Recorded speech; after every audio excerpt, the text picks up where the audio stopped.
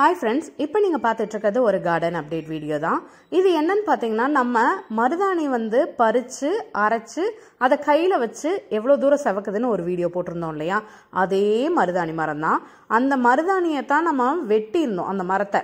So அந்த இது எவ்வளவு தூரம் துளிர் விட்டுருக்குங்கிறதையும் இந்த வீடியோல அப்டேட் பண்ணியிருக்கேன் பாருங்க.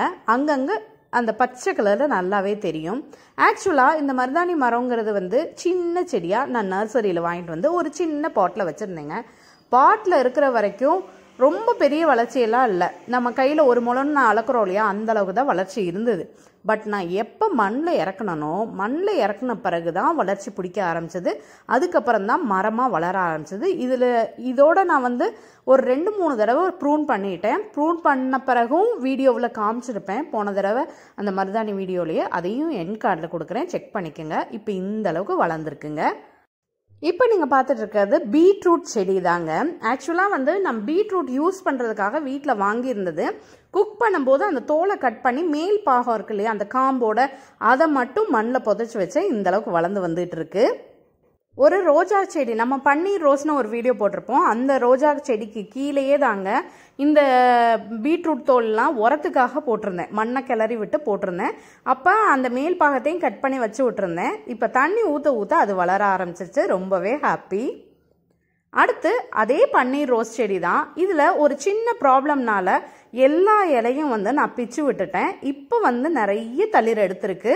அதையும் நான் கை வச்சு காமிக்கிறேன். அதுக்கு ஒரு சின்ன உரம் தாங்க கொடுத்தேன். நம்ம வீட்டிலே இருக்கக்கூடிய உரம் தான். அதை கொடுத்த பிறகு இப்போ நிறையவே தளிர் விட்டுருக்கு.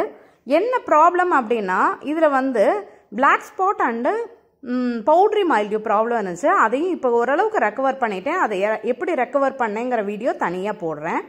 இப்போ இதுக்கு என்ன உரம்னா, 1 டீஸ்பூன் நம்ம நார்மலாக வீட்டில் யூஸ் பண்ணுறோம் இல்லையா, காஃபி பவுடர், இதைத்தாங்க வந்து இதுக்கு மண்ணில் கொடுத்துருந்தேங்க.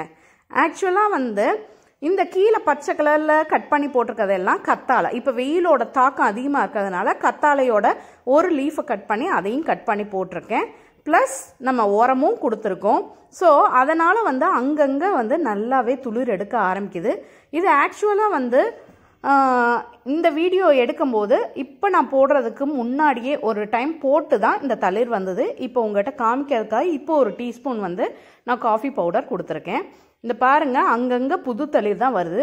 இதில் எல்லா இலையும் பிச்சு விட்டேன். ஒரு இலை கூட இல்லாமல் இருந்தது.